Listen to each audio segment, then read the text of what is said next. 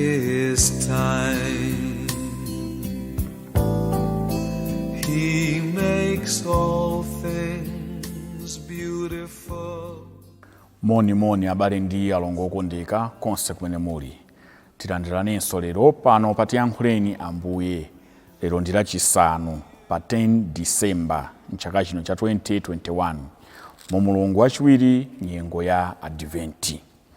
Mawu athu oyamba akuchokera m'buku la mneneri Yesaya 48 ndime 17 kulekeza 19. Uthenga wabwino kuchokera m'buku la Mateyo 11 ndime 16 kulekeza 19. Ukadamvera mawu anga, bwezi mtendere ukukufikira. Mawu a m'buku la profeti Yesaya mutu 48 ndime ya 17 kulekera 19.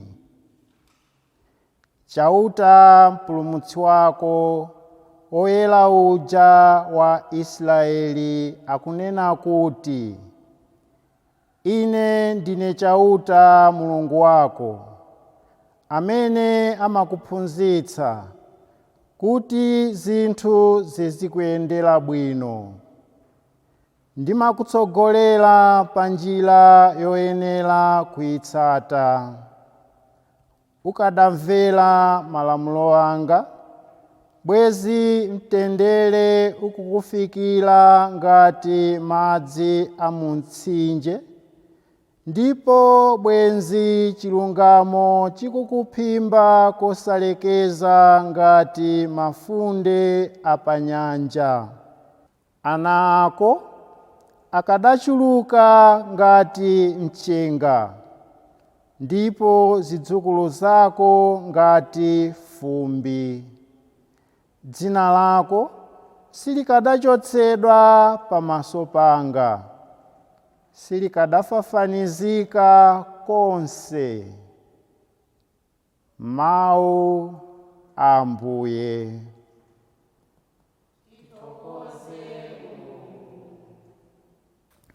Ambuye akhale nanu, akhalenso ndi mzimu wanu. Mawu a mthenga woyera monga adalembera Mateyo. Ulemu kwa inu Ambuye. Kaya anthu amakonowa ndingawafanizire ndi chani? Ali ngati ana okangana pa nsika. Ena akafunsa anzawo kuti, tidakuyimbirani ng'oma ya ukwati, bwanji inu osavina? Tidabuma maliro, bwanji inu osalira? Paja Yohane M'batizi atabwera, ankasala zakudya ndi zakumwa, anthu nkumati, adagwidwa ndi mzimu woyipa. Mwana wa munthu adabwera nkumadya ndi kumwa ndithu, anthu amvekere, tamuonani, munthu uyu ndi wadyera, chidakwa, ndiponso bwenzi la anthu ansonkho ndi anthu osasamala malamulo. Komabe chilungamo cha nzeru za Mulungu chimatsimikizika ndi zochita zake. Mthenga wa Ambuye. Ulemu kwa inu Ambuye Yesu Khristu. Komabe chilungamo cha nzeru za Mulungu chimatsimikizika ndi zochita zake.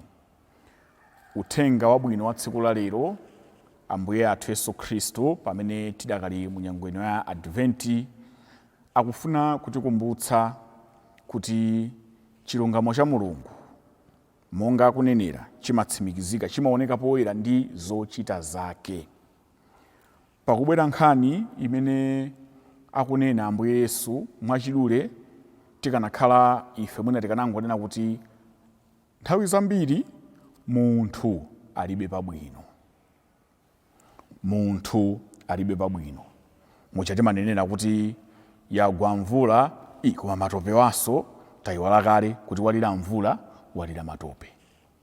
Kwatentha, koma amene kutentheramo ayayaya. Mpaka natuti ngogonatu osafundatu. Tayiwalanso kuti mvulayo kuti ibwere dzuwalo likufunikira.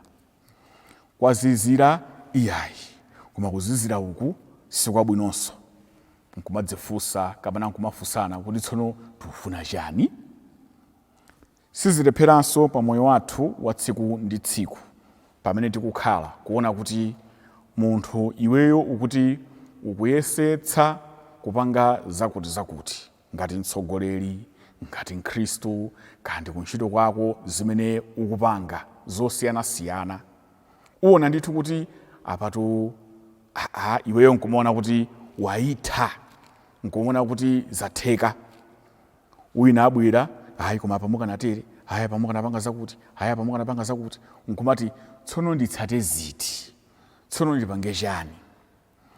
Akunena Ambuye Yesu poyera Yohane Mbatizi awa osalasala zinthu kanga mpingo wanji kanda ndani kupanga izi adagwidwa mdziwanda.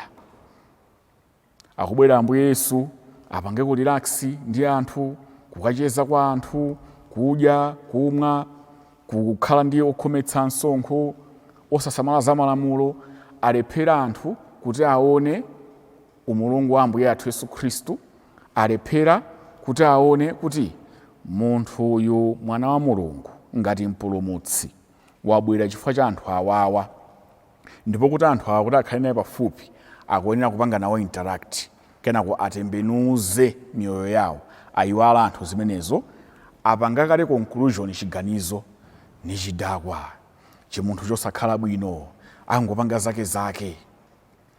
Timakumana nazo zinthu ngati zimenezo. Satumiki a Mulungu okha amatha kumana ndi zinthu ngati zimenezo ayi, kwa munthu wina aliyense. Pamene ukuyesetsa kuti uchite chinthu bwinobwino, pamene ukuyesetsa kuchita chinthu mwachilungamo, to suit the environment, si aliyense amene amamvetsa. Ndipo ndi pamene timanena paja kuti uganize kuti uzipanga zinthu aliyense aombera m'manja, you are a big liar. Ukungodzinamiza. Kodi tsono chofunika ndi chani? Kodi ndiye kuti basi tizingokhala poti ena afe atinena kuti ndifa Yohane Mbatizi aja, poti ena afe atinena kuti ndifa Yesu aja, ongopanga zinthu mopanga relax basi? Chimene Mulungu mawu ake akufuna kutidziwitsa nchonena kuti paliponse pamene tikukhala pa dziko lino lapansi, regardless of our different cultures, regardless of our race, color, regardless of our where we are coming from, cholinga cha moyo wathu wa tsiku ndi tsiku ndi kumubwezera Mulungu ulemu wake. Cholinga chimene tikubwezera Mulungu ulemu wake tikalalika mawu ake, tikatembenuza ena alandire chipulumutso, posatengera makacha osiyanasiyana. Kwa ena zakudya ngakhale timadyazi, kwa ena sizoyenera kuti atani adye, koma chofunika ndi chopambana nchonena kuti munthu uyo tsiku latha wachita zinthu zabwino kapena zoyipa. Ndi chifukwa chake kuti timvetse bwino mawu awa, titsindike kunena kuti muzili zonse zimene tikuchita, pamene tikukhala ndi anthu anzathu, pamene tikuwerenga mawu a Mulungu, mawu a Mulungu wakuti apange make sense kwa abale athu, tisakhale aloof from the people, tisakhale kutali ndi anthu aja, tikhale nawo pafupi ndi kuyesetsa kuwalalikira uthenga wabwino mosaopa, mosachita mantha.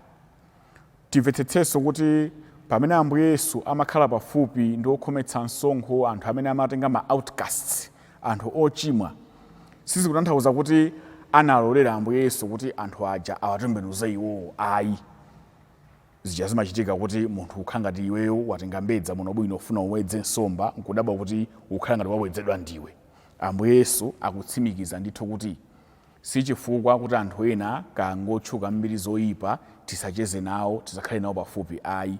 Tikhale nawo pafupi, ticheze nawo ndi cholinga chonena kuti kumapeto kwake atembenuke mtima, tiatembenuze.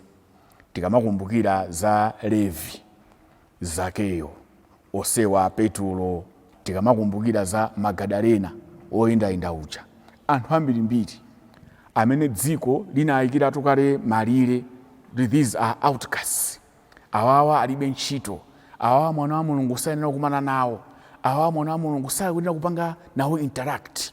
If we are there to break the silence, to break the walls and penetrate the impenetrable lands. Tili pabenepo ifeyo kuti tisangomvera kuti ati awa mwakuti ife basi nkupinga samanja nkumalola kuti anthu avutike, anthu asalandire uthenga wabwino. Tikhale ndi chikhulupiriro cha mphamvu kuonetsetsa kuti tafika pena paliponse tikulalika uthenga wabwino. Komanso monga Mulungu yemweyo anatituma kuti tikhale ochenjera ngati njoka ndi ofatsa ngati nkhunda. Timanena chichewa chonena kuti kumayiwerenga game, reading the signs of the times, reading the situation, reading your environment, reading the audience. Kodi apapa kuno umene kulili dera la kunoko kuti ndilankhule motere anthu amvetsa bwanji, kunoko chilankhulo ichi mawu awa tanthauzo ndilina, ndikalankhula motere aganiza mopotoka ndipange bwanji. Ndi chifukwa chake timenena sokhala ndithu ochenjera bwinobwino, kuona zinthu mene zilili bwinobwino, smartly, be smart, kuti izizi ndikuchitazi sizikhala cause of scandal kwa munthu wina wake ndi muthandiza.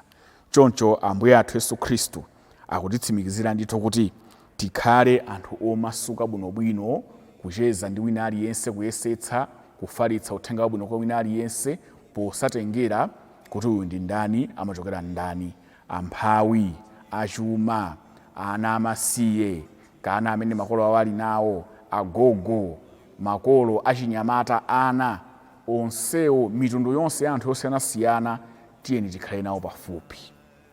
Tiyeni tikhale nawo pafupi, tiwalalikire uthenga wabwino.